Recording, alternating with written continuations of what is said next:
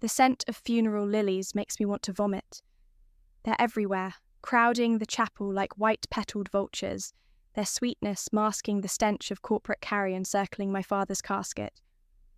My name is Thea, and I'm watching my Uncle Rick rehearse his CEO acceptance speech behind a column, while my father's body isn't even cold. Such a tragedy, he practices, adjusting his tie in a reflection. But Jonathan would have wanted the company to move forward swiftly. I dig my nails into my palms until they leave crescent moons. Dad taught me better than to show emotion in front of the vultures. 26 years of his lessons echo in my head. Keep your cards close, little queen. Let them think you're just the princess. Thea. A hand touches my shoulder. It's Genesis, my half-sister, perfectly composed in Chanel black. The board members are asking for you. Of course they are. I force a smile. Wouldn't want to miss the coronation. The boardroom feels wrong without Dad's presence at the head of the table. Rick has already taken his chair, not even pretending to look grieved anymore. 12 pairs of eyes watch me enter. Some pitying, some calculating, all underestimating. Thea, please sit. Rick gestures to a chair far down the table. We've been discussing the transition. The funeral was lovely, says Amelia, dabbing invisible tears. Your father would be proud. He'd be proud of how quickly you've all moved on, I say sweetly. Several people shift uncomfortably. Rick clears his throat. As interim CEO, my first priority is stability. The shareholders need reassurance that Ross Innovations remains in capable hands. And those would be your hands, I ask. The board has expressed full confidence in my leadership. He slides a folder across the table. We want you to stay involved, of course. I'm offering you an executive internship. Learn the business from the ground up, just like your father did. Just like that. My inheritance reduced to an internship. I hear my father's voice.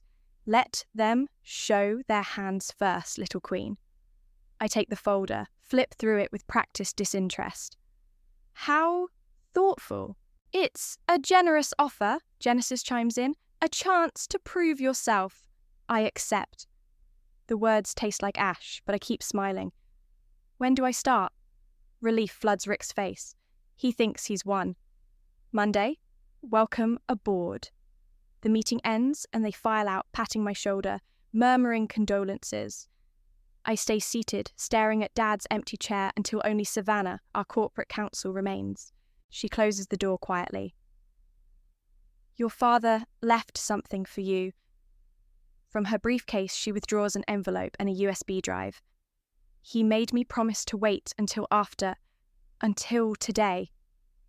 My hands shake as I take them. Did Rick see these? No one did. The real will is on that drive, along with other documents. Be careful who you trust, Thea. Your father had concerns about Rick, I finish. Yeah, so do I. Later that night, in my apartment, I plug in the USB drive.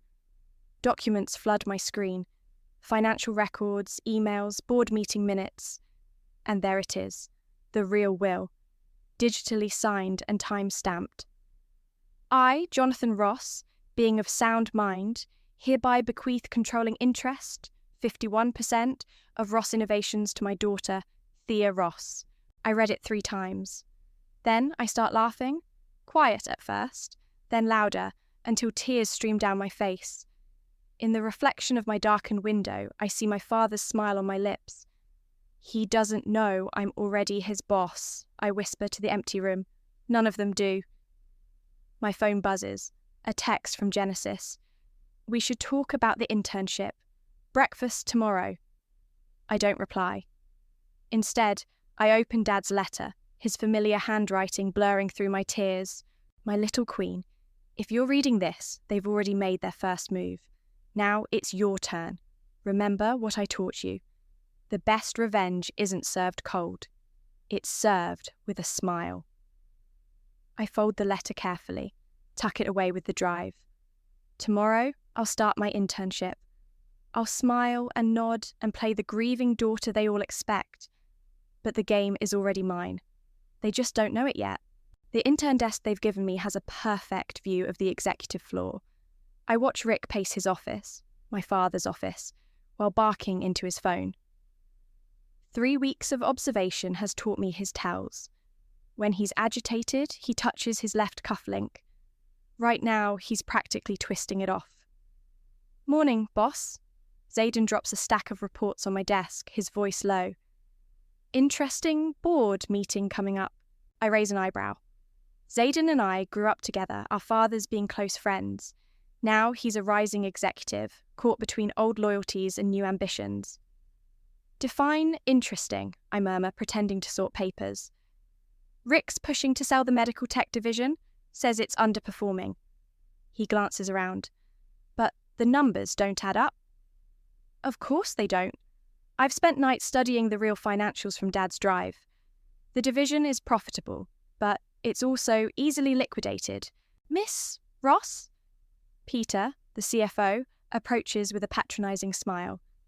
Your uncle needs those Q3 projections copied and sorted. Right away, sir. I stand gathering files. Should I include the offshore account summaries? His smile freezes.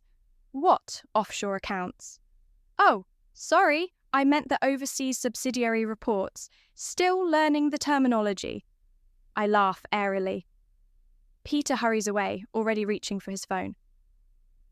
In the reflection of a glass partition, I see him texting frantically. The board meeting is a masterclass in corporate theatre. Rick stands at the head of the table, my table, presenting slides about strategic restructuring. The medical division is dragging us down, he declares. A quick sale could net us significant capital for other ventures. But the innovation pipeline is strong, Amelia objects. The new cardiac monitoring system alone is years from market. Rick cuts her off. We need liquid assets now. I raise my hand like a good little intern. Uncle Rick, the coffee service is here. Should I? Yes. He waves me away. I wheel in the cart, serving coffee with perfect deference. When I reach Amelia, I accidentally brush her tablet, glimpsing her screen. She's messaging someone named R about meeting later at their usual hotel. Interesting.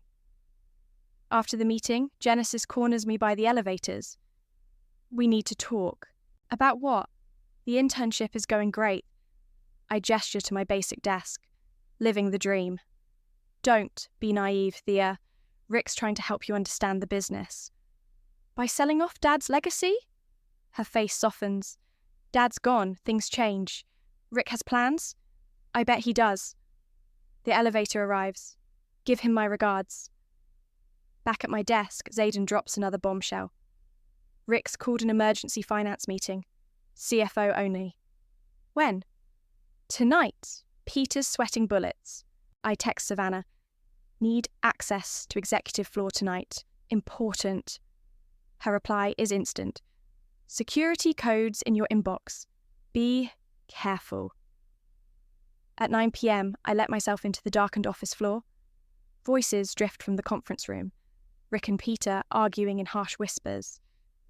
The accounts have to be moved now, Rick hisses, before the sale goes through. It's too risky, Peter protests. The timing is perfect. Everyone's distracted by the medical division. No one's watching the real money.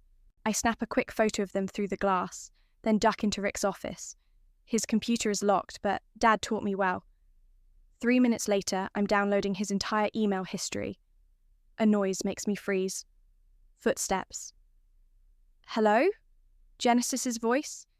Is someone here? I slip behind a filing cabinet as she enters, watching her head straight for Rick's desk. She opens a drawer, removes a folder labelled Ross Succession Clause. My sister studies it, then smiles. A cold, satisfied smile I've never seen before. She takes a photo of the document with her phone before replacing it. When she leaves, I wait 5 minutes before emerging. The Succession Clause folder is exactly where she left it. Inside, I find a draft document that would give Rick permanent control of the company, if he can prove the current heir is unfit to lead. My phone buzzes. A text from an unknown number. Found something you need to see. Meet tomorrow. Fletcher. I close the folder, my hands steady. They're all making their moves now, playing their little games. But I've got the one thing they don't. Time. Because when you think you've already won, you stop watching your back. And that's exactly where I'll be, right behind them, smiling like Daddy's little intern, while I dismantle their world piece by piece. Fletcher's choice of meeting place surprises me. A run-down diner on the outskirts of town. As I push open the door, the bell chimes, and I spot him in a corner booth. But he's not alone. "Hello, Thea?" The woman beside him turns, and my breath catches. Aunt Denise, the family exile I haven't seen in 15 years. "Sit," Fletcher says quietly. "There's something you need to hear." I slide into the booth, studying my aunt's face. She looks older, tired, but her eyes are sharp as ever. "Why now?" "Because history's repeating itself," Denise says, "and you need to know what really happened to your grandmother." A waitress brings coffee. We wait until she's gone before Denise continues. "Your grandmother built Ross Innovations from nothing. She was brilliant, ruthless, like you. When she died, everyone assumed Rick would take over. He was the oldest son still at the company." "Still at the company?" I interrupt. "I was next in line," Denise says flatly, "until Rick manufactured a board vote to force me out, claimed I was emotionally unstable, unfit to lead. Sound familiar?" My hands tighten around my coffee cup. "The succession clause. He's used it before," Fletcher confirms. "Your father tried to stop him, but..." "Dad knew about this?" Denise's laugh is bitter. "Jonathan knew everything. Why do you think he trained you in secret? Why he made sure you understood every aspect of the business before anyone realised?" Fletcher pulls out his phone, plays a recording. My father's voice fills our corner of the diner. Rick's getting desperate. He knows I'm grooming Thea. If anything happens to me, he'll try to discredit her, just like he did to Denise. But my daughter's smarter than he thinks. She'll see right through him. My throat tightens. "When was this?" 2 weeks before he died," Fletcher says softly. "Convenient timing," Denise adds. The implication hits me like a physical blow. "You think, Rick..." "I think," Denise cuts in, "that your uncle has spent 30 years eliminating threats to his power. First me, then your grandmother's true will disappeared, and now..." "But Genesis is helping him," I say. "His own daughter." Denise's eyes flash. "Genesis isn't Rick's daughter, she's mine." The diner seems to tilt sideways. "What?" "Another secret Rick buried. He forced me out before I could tell anyone I was pregnant. Your father helped me hide, helped me give birth. But Rick found out, threatened to destroy my daughter's future unless I disappeared completely. So I did. Does Genesis know?" "No. And Rick makes sure she never will. As long as she thinks she's his, she'll do anything for his approval." My phone buzzes. A text from Zayden. "Emergency board meeting called for tomorrow." Rick's making his move. Fletcher leans forward. "You need proof of Rick's previous manipulation, documentation of the false board vote against Denise." "Those records are sealed," I say. "Not all of them." Denise pulls out a yellowed envelope. "I kept copies, but Rick's lawyers will bury them unless..." "Unless what?" "Unless you have someone on the inside, someone he trusts completely." Her eyes meet mine meaningfully. "Genesis," I breathe. "She deserves to know the truth," Denise says quietly, "before she makes the same mistakes I did." I stand, my mind racing. I need to get back to the office. "Thea!" Fletcher grabs my arm. "Be careful. Rick's not just fighting for control now. He's fighting to keep his whole world from crumbling. In the parking lot, my phone buzzes again. A message from Genesis. We need to talk. Now. I drive to the office, my aunt's revelations churning in my head. The building is mostly empty this late, but light spills from Rick's office. Through the glass, I see Genesis hand him a document. The succession clause. They're both smiling. My phone rings. Savannah. Thea, I found something in the old server logs. Someone accessed your father's private files the night before he died. The login came from Rick's home computer. I watch my sister and uncle through the glass, their faces illuminated by desk light plotting my downfall. They look so much alike in that moment, but now I know why. Send me everything, I tell Savannah. Tomorrow's board meeting just got interesting. I touch the envelope from Denise in my pocket. Time to show them what a real Ross woman can do. The executive floor buzzes with tension. I make my rounds, delivering coffee with a smile, while dropping carefully crafted bombs. Such a shame about those offshore accounts, I murmur to Amelia. I hope they're well hidden. She nearly drops her cup. What did you say? Oh, nothing. Just thinking out loud about the medical division sale. Strange how the numbers changed overnight. I move on before she can respond, but I catch her staring at her phone, probably texting Rick. Good. Zayden catches me by the break room. We need to talk. He looks nervous, tugging at his collar. Rick offered me VP of Operations. Congratulations, I say flatly. There's a condition. He won't meet my eyes. He wants me to testify about your emotional state. My emotional state? He says you've been unstable since your father died, making accusations, seeing conspiracies. He has documentation. I lean against the counter. And what do you say, Zayden? He swallows. I haven't given him an answer. But you're considering it. You don't understand. He'll destroy my career if I don't. No, I cut him off. You don't understand, but you will. I leave him there, heading for Savannah's office. She's already waiting with a stack of papers. The psychiatric evaluation is fake, she says without preamble. I traced it to a clinic that doesn't exist. Peter authorized the payment. Can you prove it? Better. She slides over a document. I found the real therapist you saw after your father died. She's willing to testify that you were completely stable and that someone tried to bribe her to say otherwise. My phone buzzes. Genesis. Have you seen the news? I pull up the business feeds. There it is, front page. Ross Innovations. Air shows signs of instability. Sources concerned. Right on cue, Rick appears in my cubicle. Thea, dear, given recent concerns, perhaps you should take some time off. Concerns about my mental health? How convenient. Several board members have expressed worry.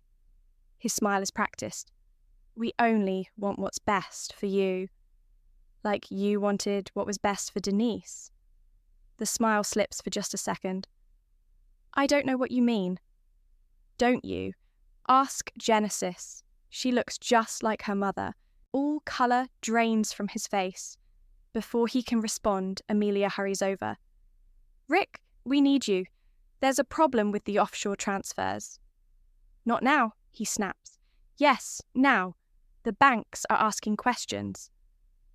They hurry away, leaving me to my unstable thoughts. I text Fletcher.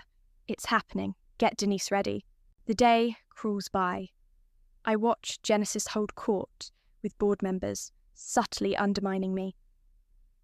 She's been so emotional lately, making wild accusations. Poor thing.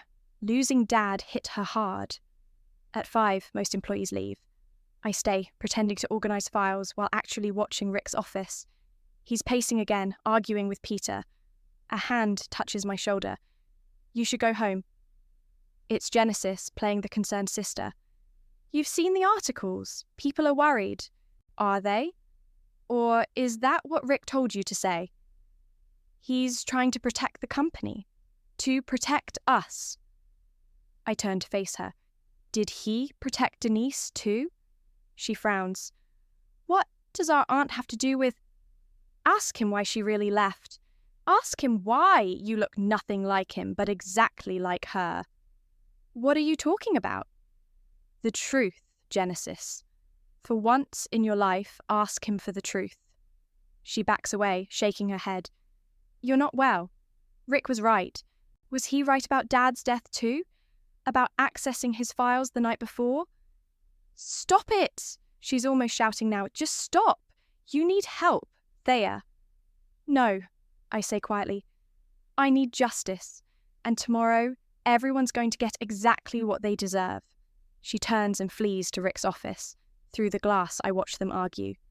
Genesis gesturing wildly, Rick trying to calm her. My phone lights up with messages. Savannah. Documents ready for tomorrow. Fletcher. Denise is prepared to testify. Zayden. I'm sorry. I can't help Rick destroy you. I gather my things, heading for the elevator. Tomorrow, the board meets to discuss my fitness to lead. They think they're coming to bury me. They're wrong. They're coming to watch their own execution. The psychiatric evaluation is a complete fabrication, Savannah says, spreading documents across my kitchen table. Peter's signature is on every payment. It's 3 a.m. and we're running on coffee and rage. The board meeting is in 6 hours. Will he crack? I ask. Already has. She slides over her phone, showing a text from Peter. I'll tell them everything. Just keep me out of prison. My own phone buzzes. Amelia. Need to meet? Parking garage now. It's a trap, Savannah warns, or it's our chance to flip another one. I grab my coat. Have Fletcher ready with those records. The parking garage is eerily silent at this hour. Amelia stands by her car, smoking, something I've never seen her do. You've been busy, she says as I approach. So has Rick. How's the Hotel Grand these days? She doesn't flinch. He told me you'd try this, digging up dirt, making accusations. Did he tell you about the offshore accounts? The ones he's planning to drain before the medical division sale? Now she flinches. You can't prove that. Check your email. She does. Her face goes pale as she reads the transaction records I sent. He's cutting you out, Amelia. Once the sale goes through, that money disappears, along with any evidence of your affair. You don't understand, she whispers. He promised me. He promises everyone everything. Ask Genesis. Ask Denise. Denise? She looks up sharply. What does she have to do with this? Come to the board meeting. Find out. Back home, Savannah's got more news. Peter's ready to flip, but there's a problem. Rick's called an emergency finance meeting for 7 a.m. Before the board meeting, he's going to try to push through the transfers early. I grab my phone, dial Zayden. I need a favour. Thea, it's 4 a.m. Pull the fire alarm at 7:05, no questions. Silence then. Okay. At 6:30, I'm back at the office. Genesis is already there, looking like she hasn't slept. Is it true, she demands, about Denise? Ask Rick.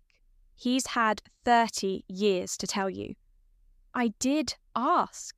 He said you're lying, that you're sick. Then why do you look terrified? She opens her mouth, closes it. Behind her, Rick emerges from his office. Ladies, you're here early. His smile is strained. Genesis, the finance meeting's been moved up. Shall we? She deserves to know, I say quietly. Know what? Genesis looks between us. Dad? Rick's face hardens. Conference room. Now. At 7:03, I watch through glass walls as Rick presents documents to the finance team. Peter's hands shake as he signs them. 7:04. Genesis stares at her phone, probably reading the proof I sent about Denise. 7:05. The fire alarm shrieks. Everyone jumps. "Ignore it," Rick orders. "We need these transfers." Security bursts in. "Sir, we have to evacuate." In the chaos, I slip into Rick's office. His computer's still logged in. Rookie mistake. 2 clicks, and I'm forwarding every incriminating email to Savannah. "What are you doing?" Genesis stands in the doorway, tears streaming down her face. "Getting justice," I say, "for all of us." "He's my father." "No.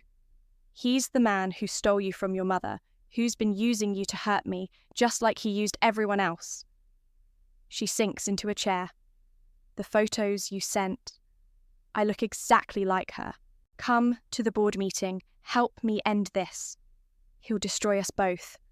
"No," I touch her shoulder. "He'll try, but I'm my father's daughter and you're Denise's. We're stronger than him." My phone buzzes, messages flooding in. Savannah. Emails received. It's all here. Fletcher. Denise is in position. Amelia. "I'll testify about the accounts." Peter. "I'm ready to talk." The fire alarm stops. Employees filter back in. In 2 hours, the board will meet to judge my sanity. "Choose now," I tell Genesis. "Truth or lies, mother or monster." She wipes her eyes, straightens her spine. In that moment, she looks so much like Denise it hurts. "Truth," she says. "I choose truth." Rick appears in the doorway, face dark with rage. "What are you doing in my office?" I smile. Dad's smile, Mum's smile, the smile of every Ross woman who ever fought back. "Waiting for you," I say. "The board's about to meet. Shall we?" The boardroom feels like a courtroom before a verdict. Directors file in, whispering among themselves. Rick sits at the head of the table, Genesis rigid beside him. I take my intern seat at the far end, Savannah next to me with her briefcase. "Before we begin," Rick announces, "I'd like to address the concerning behaviour of my niece." The boardroom door opens. Denise walks in. Rick's face goes chalk white. "This is a closed meeting." "Actually," Savannah interrupts, "as a former board member and Ross family heir, Denise has every right to be here." Genesis stares at her mother, hands trembling in her lap. "We're here," Rick powers through, "to discuss Thea's fitness to serve in any capacity at Ross Innovations. Given her recent mental health." "You mean this evaluation?" I slide copies down the table. "The one from a non-existent clinic, paid for with company funds?" Murmurs ripple through the room. Peter shrinks in his chair. "These accusations are exactly what we're concerned about," Rick says smoothly. "Conspiracy theories, paranoid delusions?" "Like the delusions about offshore accounts." Amelia stands. "The ones you promised to split with me after the medical division sale?" The room erupts in chaos. Rick pounds the table. "This is absurd. I move to have Thea removed." "I have evidence," I say quietly. The room falls silent. "Of everything. The fake evaluation, the offshore accounts, the tampering with my father's computer the night before he died." "You have nothing," Rick snarls. "She has me."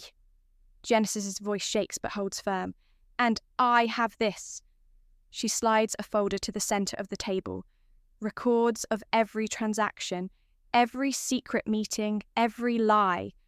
I've been collecting them for weeks. Rick's face contorts. "After everything I did for you." "Did for her?" Denise steps forward. "You mean like stealing her, using her against her own sister?" "What is she talking about?" someone asks. "Show them," I tell Genesis. She pulls out her phone, displays the DNA test results. "Rick isn't my father. Denise is my mother. He's been lying to me my entire life." The boardroom explodes again. Directors shouting, papers flying, accusations hurled across the table. "Enough!" Rick roars. "This is all lies. I am the CEO." "Actually," Savannah cuts in, "you're not. Not according to Jonathan's real will." She opens her briefcase, removes the document that started everything. This company belongs to Thea. Has since the moment Jonathan died. She owns 51%. That's impossible, Rick whispers. I saw the will. You saw what Dad wanted you to see, I stand. He knew what you were planning, just like he knew about Denise, about Genesis, about all of it. You can't prove. The records are already with the SEC, Savannah says, along with evidence of financial fraud, corporate espionage, and possible involvement in Jonathan's death. Rick lunges for the documents. Security guards, my security guards, step forward. You're just like your mother, he spits at me. She tried to take everything from me too. No, Denise says. You took everything from us. Now we're taking it back. The board votes in emergency session. Within an hour, Rick is removed as CEO, pending criminal investigation. Peter resigns. Amelia agrees to testify in exchange for immunity. Genesis disappears during the chaos. I find her in our father's old office, staring out the window. I've been so blind, she whispers. We all were. That's how he worked. What happens now? Now? I touch her shoulder. Now we rebuild. Together. My phone buzzes. A message from an unknown number, a video file. It's my father, recording himself in this very office. If you're watching this, little queen, you've done it. You've taken back what's yours. But remember, power without purpose is just another form of corruption. Be better than Rick. Be better than me. Make this company what it should have been all along. I look at Genesis, my sister, really my sister now, and see the same determination in her eyes. Ready to help me run a company? I ask. She smiles. Our mothers smile. Ready to help you change one. Outside the office, reporters gather like vultures. But they're too late. The real story already happened behind closed doors, where a family's lies finally met their truth. And I'm just getting started. Sign here. Savannah points to another dotted line. And here. The paperwork to undo Rick's damage seems endless. 3 days since the board meeting, and we're still finding hidden accounts, secret contracts, buried lies. Ms. Ross? My new assistant pokes her head in. They're ready for you in the press room. Genesis squeezes my hand. Show time. The press conference is a circus. Cameras flash as I take the podium, Genesis and Denise flanking me. 2 weeks ago, I begin, Ross Innovations was nearly destroyed by greed and deception. Today, we're announcing sweeping changes. Reporters scribble frantically as I outline the reforms, returning the medical division to full operation, launching an ethics oversight committee, implementing new transparency measures. And what about Rick? Someone shouts. Any comment on his arrest? The criminal investigation is ongoing, I say carefully. We're cooperating fully with authorities. Sources say he may have been involved in Jonathan Ross's death. Before I can respond, the back doors burst open. Rick, somehow out on bail, storms in with his lawyer. This company is being destroyed by an unstable child, he shouts. Security moves to intercept him, but I raise my hand. Let him speak. You think you've won? He laughs wildly. You're nothing but a puppet. Jonathan knew it. That's why he... What? I step down from the podium. Why he died right after discovering you in his private files. After he told me everything. You can't prove anything. Actually, Zayden emerges from the crowd. We can. He holds up a thumb drive. Security footage from the night Mr. Ross died. Someone disabled most cameras, but forgot about the new ones in the parking garage. Rick's face goes ashen. His lawyer grabs his arm, whispers urgently. You were always the easier pawn, Rick snarls at Genesis. But she's her mother all over again. Think you've won?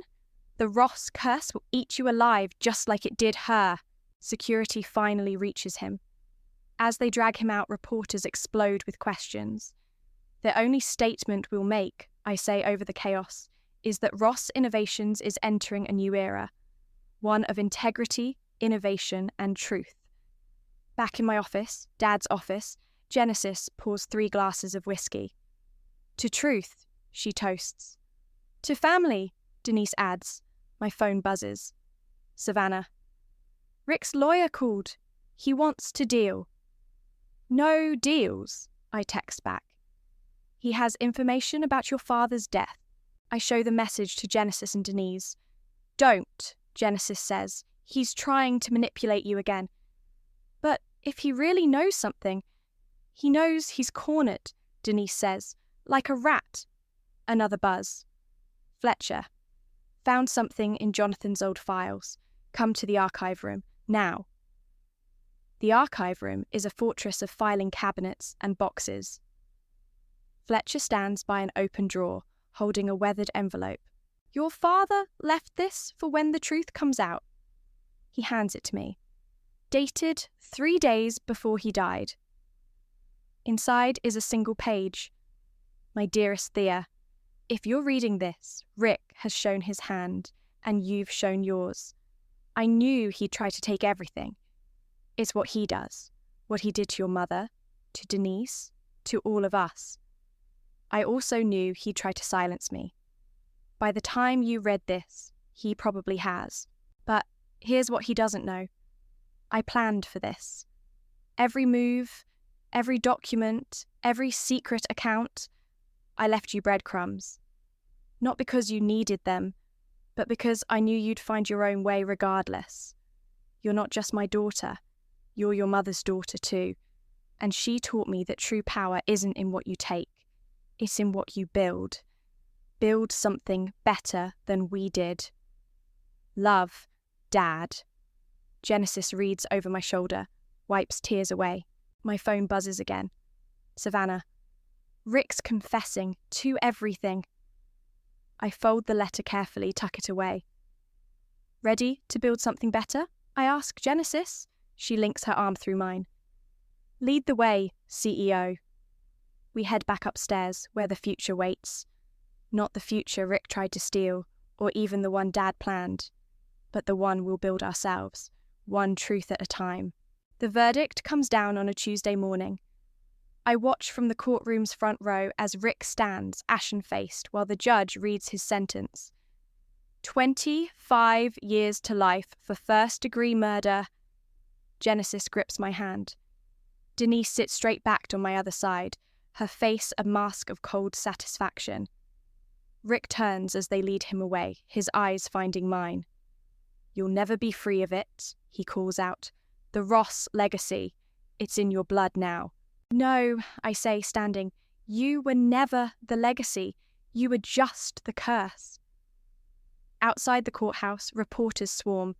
I step to the microphones, Genesis and Denise beside me. Justice was served today, I begin, but our work is just beginning.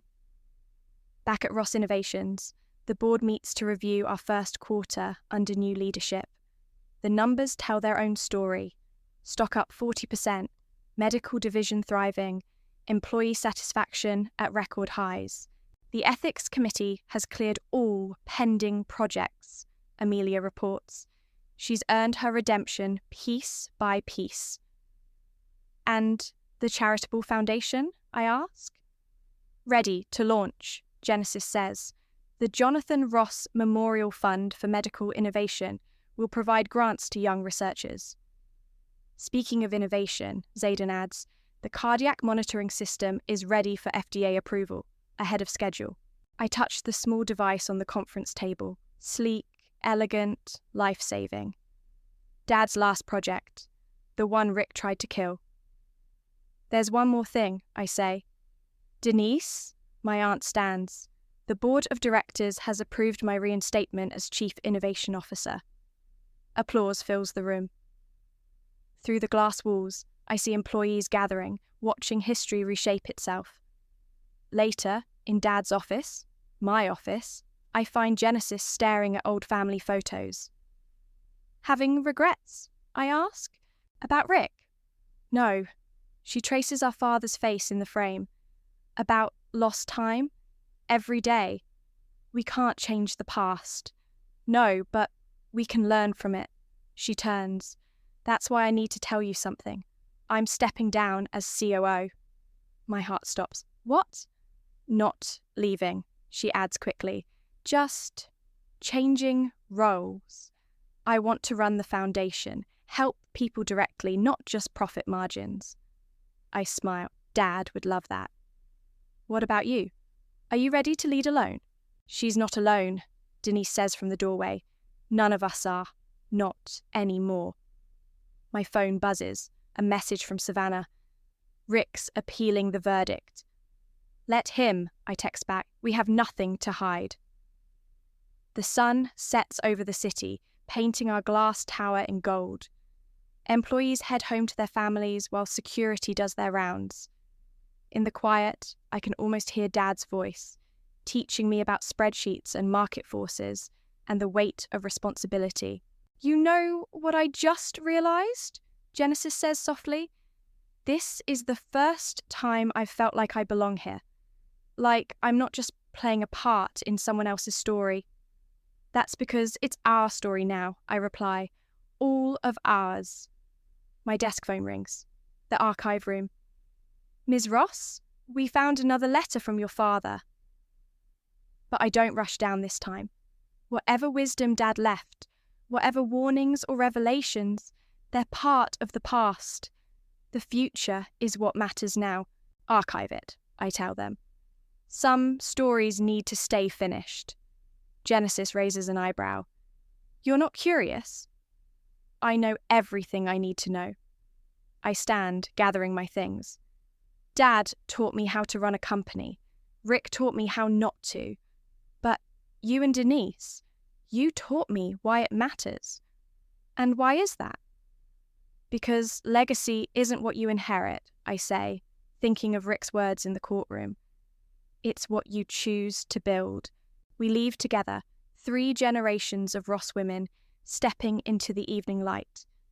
Behind us, the company stands tall, not a monument to revenge or power, but a foundation for something better. Something we'll build together, one choice at a time. The curse is broken. The story is ours. And we're just getting started.